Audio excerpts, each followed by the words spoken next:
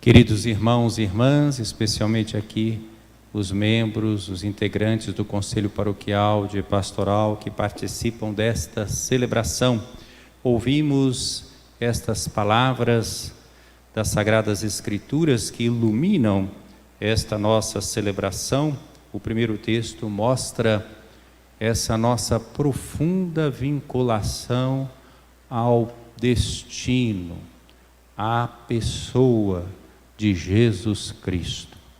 Como isso é consolador para todos nós. Foi dito a Paulo que alguns que acreditavam na ressurreição de Jesus Cristo duvidavam da ressurreição dos mortos.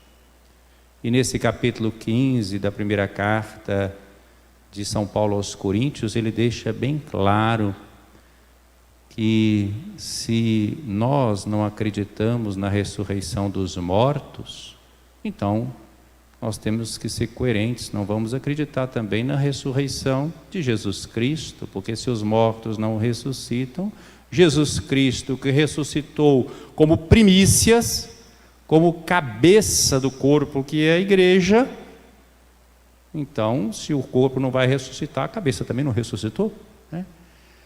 E aqueles que pregavam o Evangelho estariam dando um testemunho errado em nome de Deus, né?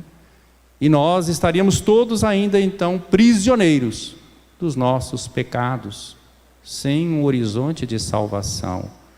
Mas não, Cristo ressuscitou como primícias. Esse é o argumento de Paulo ao longo do capítulo 15 da primeira carta aos Coríntios. E eu queria chamar a atenção, hoje inclusive é uma sexta-feira, e às sextas-feiras nós nos voltamos sempre especialmente para o mistério da paixão do Cristo, para o crucificado, para aquele que deu a vida por nós. Como nós estamos vinculados a Jesus.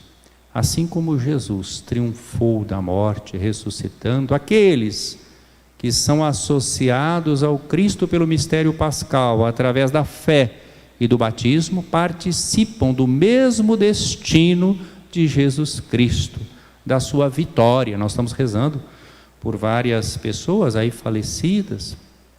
Acredito que até lá em Mariana tem gente que me pediu que rezasse por Dona Odete, que foi agente de pastoral atuante e que hoje foi sepultada.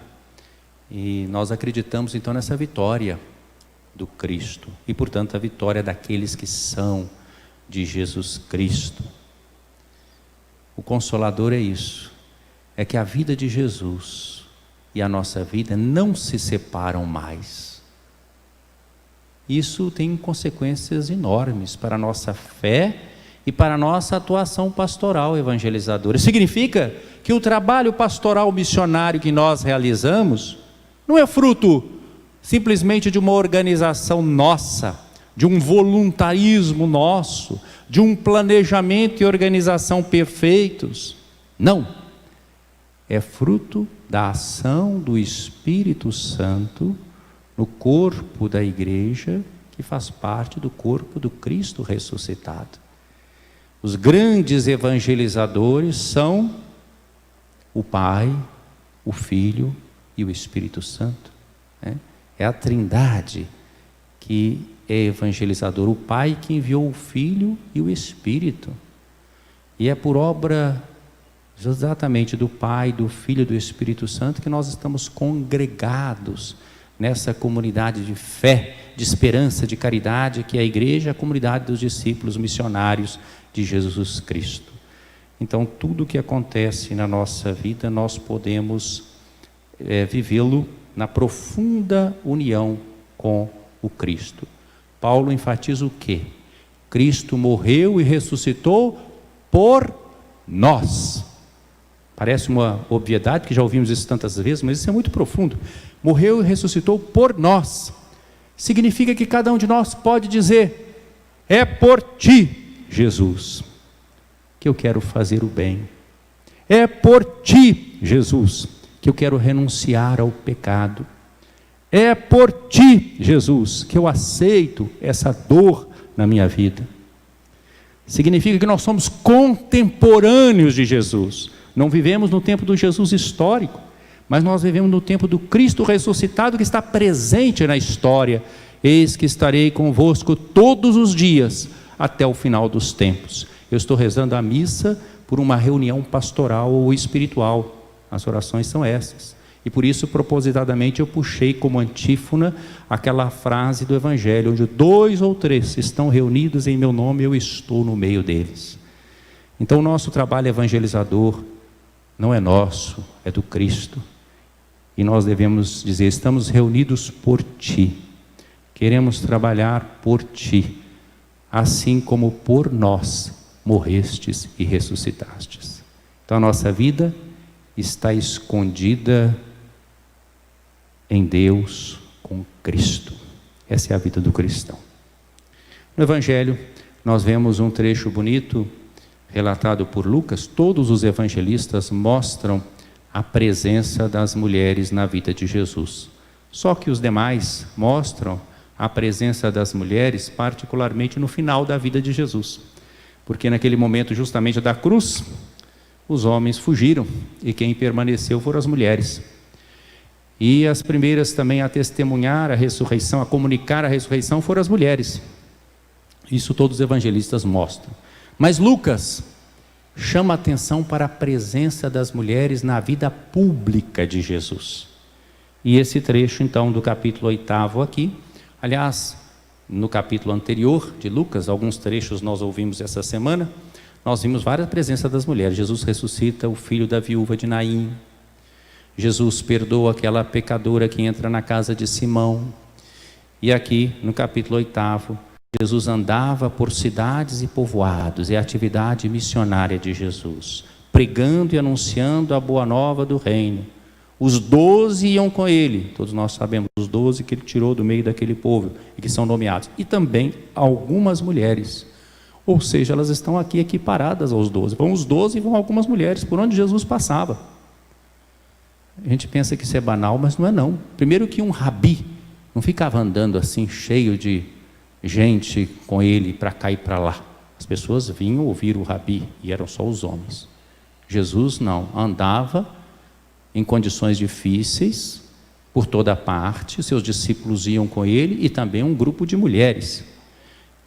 E mulheres, não, como também não eram os discípulos, as melhores, como também os homens, não eram os melhores, eram os que tinham sido libertados e curados.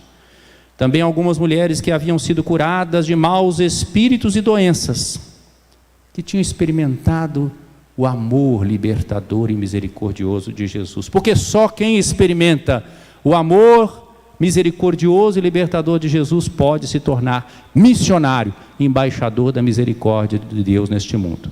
Porque quem não experimenta vai ser fariseu, vai achar que é dono da igreja e que tem que ensinar os outros, vai se tornar só um doutrinador, alguém que senta na cátedra, como fizeram, e Jesus dizia no seu tempo, na cátedra de Moisés, né? Façam o que eles dizem, mas não o que eles fazem, né? Tem gente que pensa que a atuação da igreja hoje também é só ensinar os outros de uma forma arrogante, superior, e corrigir os outros, e puxar a orelha, e dizer que está errado, e censurar todo mundo, até censurar o Papa e os bispos. É a turma dos fariseus contemporâneos, mas não Jesus. Os que andam com ele são os que foram curados. Nós somos uma comunidade de pecadores perdoados, que tem consciência disso, por isso amamos. Então, aqui são mencionados os nomes, sinal que eram muito conhecidos na comunidade, muito conhecidas essas mulheres. Maria, chamada Madalena, da qual tinham saído 7 demônios. Não precisa de pensar aqui que fosse só um exorcismo, não, demônios, era chamar todos os problemas, né? Inclusive as enfermidades, né?